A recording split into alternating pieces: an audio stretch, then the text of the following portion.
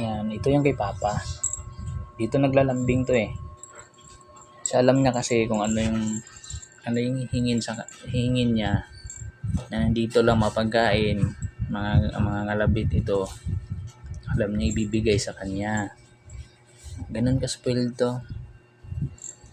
Yung isa naman, yun, doon yung sa nanay niya. Yun ang banding nilang dalawa. Doon. Magkakasama yan sila. Parang isa lang yung pusod nila yung dalawa. Marunong marunong maglambing yan sa nanay niya. Marunong manuyo kung ano yung gusto hingin. Yan.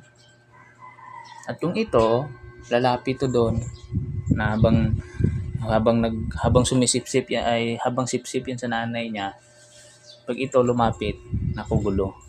Magkakarambola na naman yan silang dalawa.